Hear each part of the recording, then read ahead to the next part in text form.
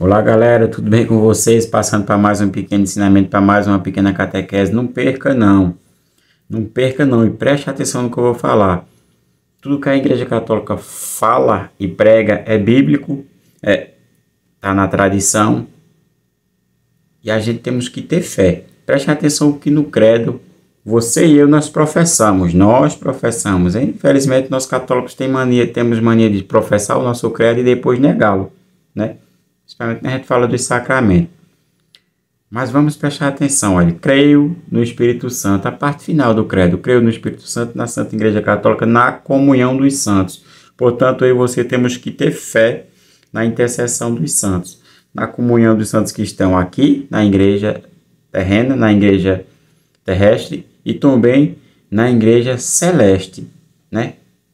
Esses três âmbitos. E também na igreja que está e purificação, a igreja do purgatório, né? Aquela que está na transição para a glória. Vamos prestar atenção, vou mostrar aqui uma intercessão do indivíduo, o indivíduo que aplacou a ira de Deus e depois de morto foi lembrado. E ele ainda veio conversar com o nosso Senhor depois de morto. É o que, irmão? Não? Os irmãos evangélicos falam que depois de morto já era, tá dormindo na sepultura. Eu não acredito nessa doidice não, rapaz. Porra, aí não tem o que pensar não. A cabeça deles é oca, parece. Preste atenção. Eles falam tudo o que a Bíblia não ensina. Eles, pela própria cabeça dele, eles falam. Preste atenção nessa pequena catequese. O livro do Êxodo, capítulo 32, versículo do 7 ao 11. Vamos narrar o texto. O Senhor disse a Moisés: vai, desce, porque se corrompeu o povo que tirastes do Egito. Nosso pai fala que Moisés tirou do Egito. Por que tirou? Pela intercessão. Desviaram-se depressa do caminho que ele prescrevi, fizeram para si um bezerro de metal fundido, prostrando-se diante dele e oferecendo-lhe sacrifício. Olha aí a idolatria, prostrando-se diante dele, oferecendo o sacrifício. Ô, protestante. Protestante é uma tristeza. Oferecendo-lhe sacrifício. Aí olha para a imagem, nossos santos. Aí, idolatria. Vamos saber o que é idolatria, misericórdia. Meu Deus, povo da cabeça oca. Continua o texto, dizendo: eis, ó Israel, o teu Deus que te tirou do Egito. Vejo, continuou o Senhor, que esse povo tem a cabeça dura. Deixai, pois, que se acenda minha coleira contra eles, os reduz a nada, mas te farei uma grande nação. Olha, mas te farei uma grande nação. Por quê? Porque os santos, através dos seus testemunhos, fazem uma grande nação. Qual grande nação que São Pio tem no mundo de devotos? São vários. E aqui eu estou colocando no contexto teológico dos santos. O texto se refere a aniquilar mesmo. Deus queria aniquilar o povo, como eu já fiz um vídeo aqui mostrando. Porque o povo pecou demais. Jogou todas as obras que Deus fez no lixo e se prostrou e ofereceu sacrifício a um bezerro, colocando o nome de Deus. Todo mundo sabe o que significa a idolatria, o dinheiro, porque eles queriam se denominar, né? Cheguemos aqui não por causa de Deus, mas sim por causa do que nós tínhamos. É bom entender bem, né, a questão da imagem. Mas vamos continuar com a intercessão de Moisés. Moisés tentou aplacar o Senhor, seu Deus, dizendo-lhe: por que, Senhor, se inflama a vossa ira contra o vosso povo, que tirastes do Egito com o vosso poder e a força da vossa mão? Olha só que Moisés, ele tem uma intercessão, né? Ele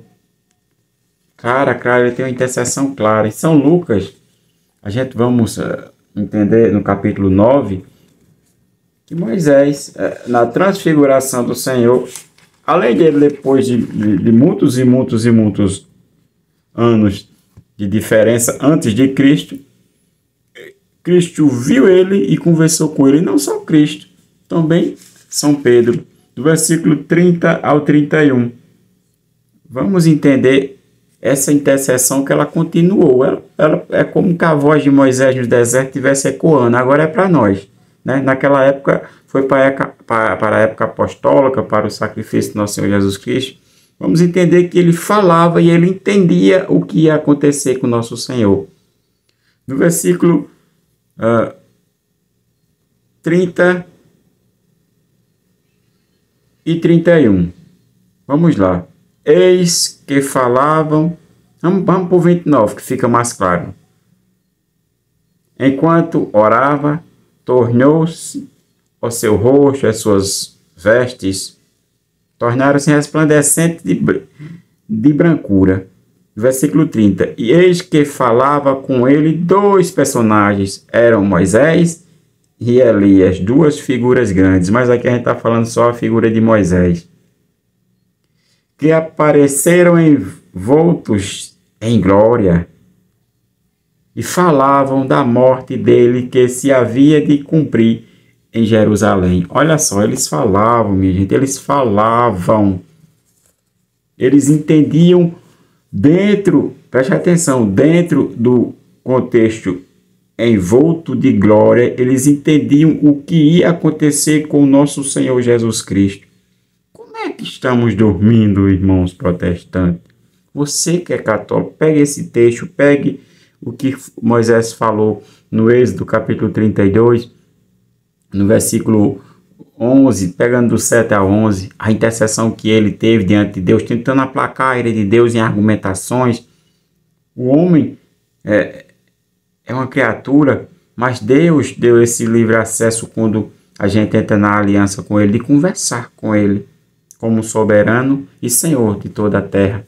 E Moisés teve esse diálogo com Deus. E o próprio Senhor, nosso Senhor e Salvador Jesus Cristo, conversou com Moisés. E Moisés falava, mas Elias, do que ia acontecer com ele. Como é que Moisés está dormindo na sepultura? É muita misericórdia. E a lembrança dos santos, isso é bíblico? É bíblico. Imaginemos vocês que eu vou pegar agora o contexto da Bíblia Matos Soares. No livro de Eclesiástico, capítulo 46, Eclesiástico, não é Eclesiastes não, é Eclesiástico, capítulo 46, versículo 9, fala assim: a lembrança dos santos é bíblica.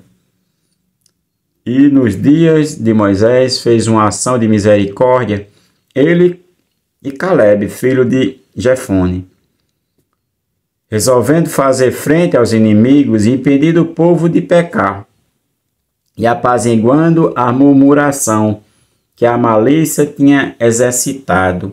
Olha o livro de Eclesiástico, lembrando das grandezas, dos feitos das grandezas que Moisés fez no grande mistério salvífico de Deus.